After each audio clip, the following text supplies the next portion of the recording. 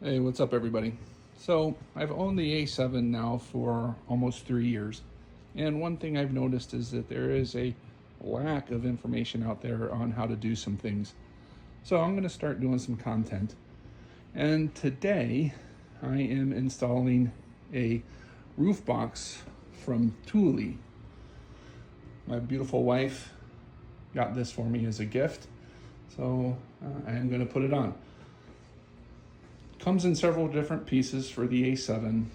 Comes with the bars itself, the end caps, and the feet specifically designed for the A7.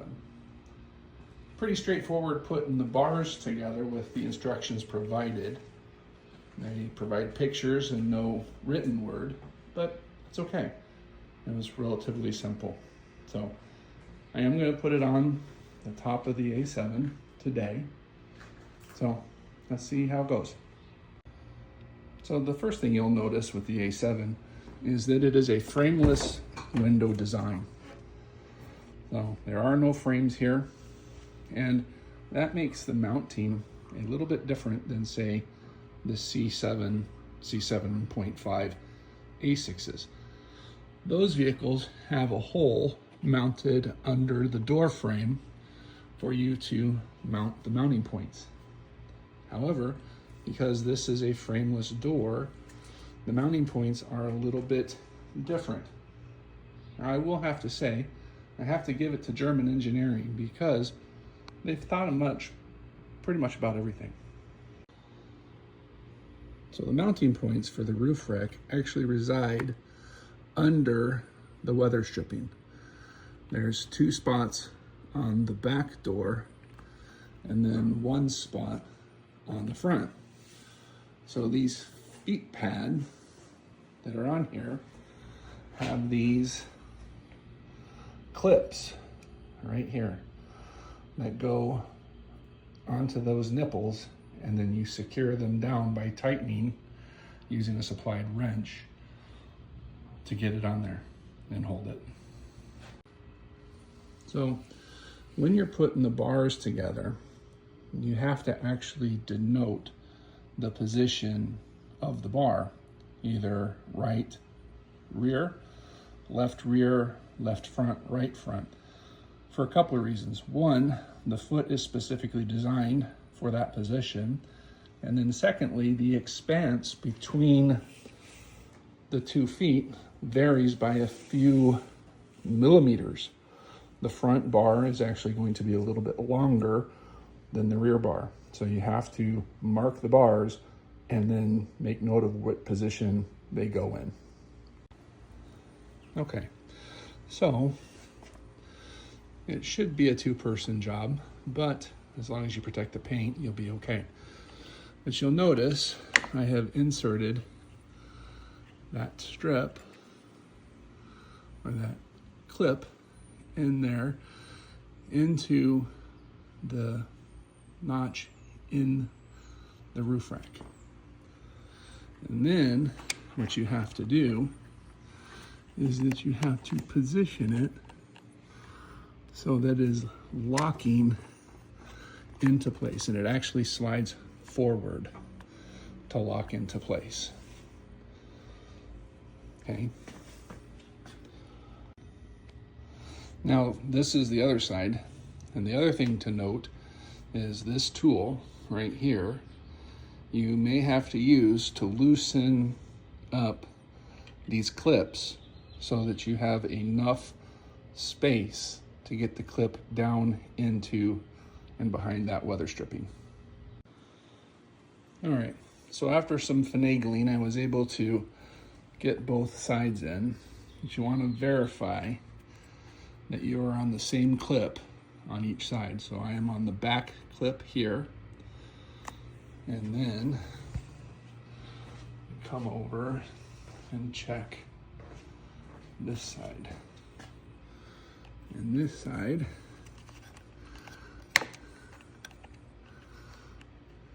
I am on the back clip. All right, so that is now set up, and you'll notice that you have some slack here between the pad and the rain rail. Now the instructions say that you tighten up these clips by 50%, and then once you do both sides, you start over and then take it to 100%. Now the tool apparently is a torque device that will click when you hit 3 Newton meters, which is the recommended torque spec. So I will tighten that up here in a moment. So I've tightened the driver's side. Now I'm going to do the 50% on the passenger side. And as I twist it, you see the clip actually start to suck in that pad toward the chair rail, the rain rail, sorry.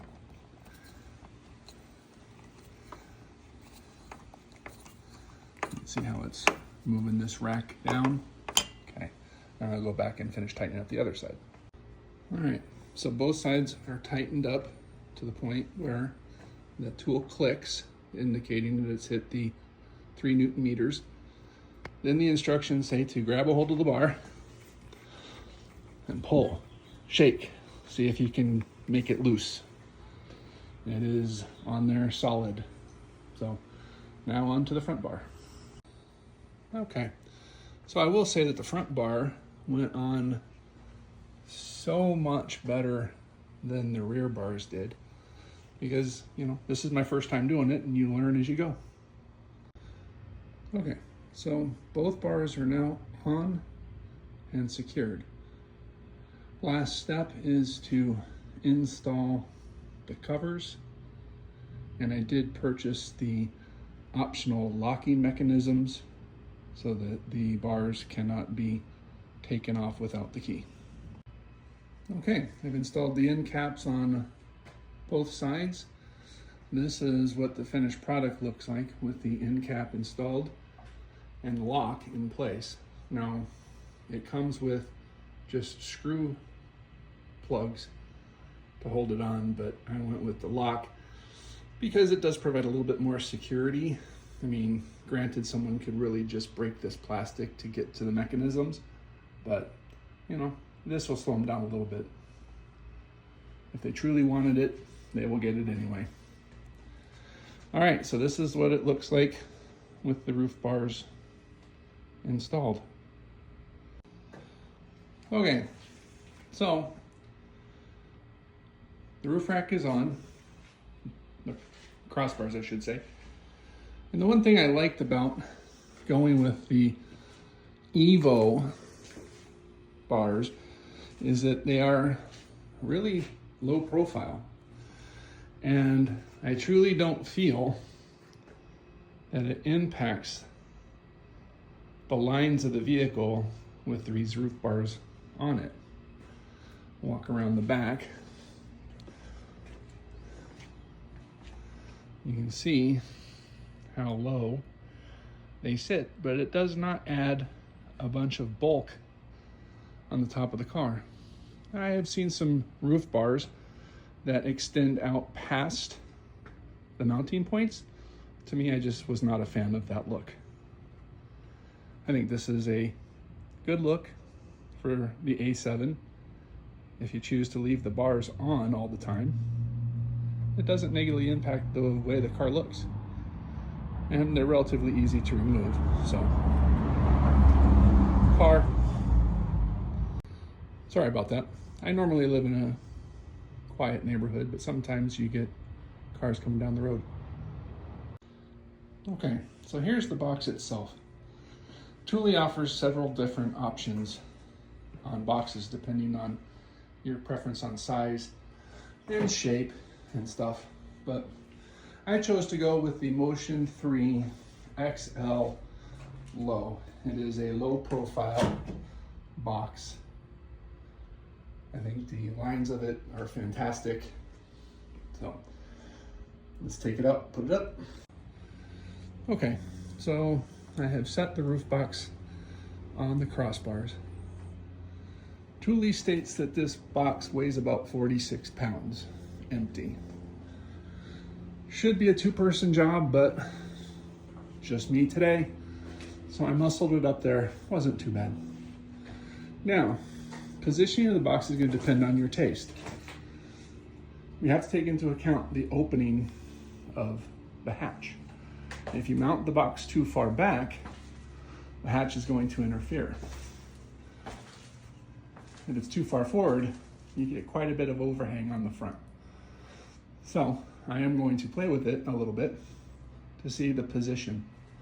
But what's nice is if you look at the box, you can slide it pretty far forward or pretty far back, depending on your preference, the way they make it. Again, this is the Motion3 XL Low. Now, you can see, probably gonna lose the tilt feature of the sunroof, but you know what? I don't use it that often. So, all right, I'll come back once I secure it.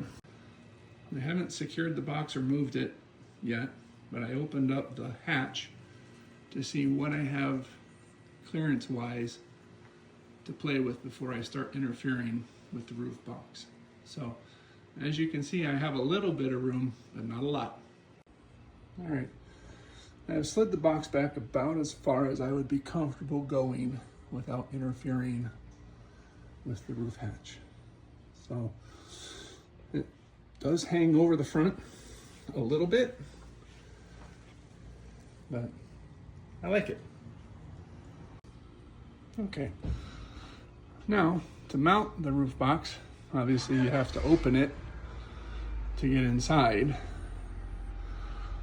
But you can see it's got a decent amount of room here.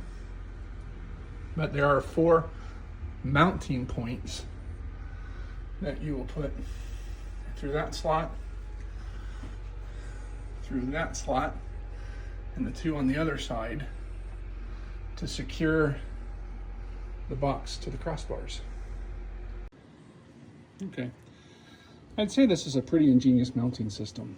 So you have 4 of these clamps that go into the box, pass through the bottom of the box and clamp onto the roof rail.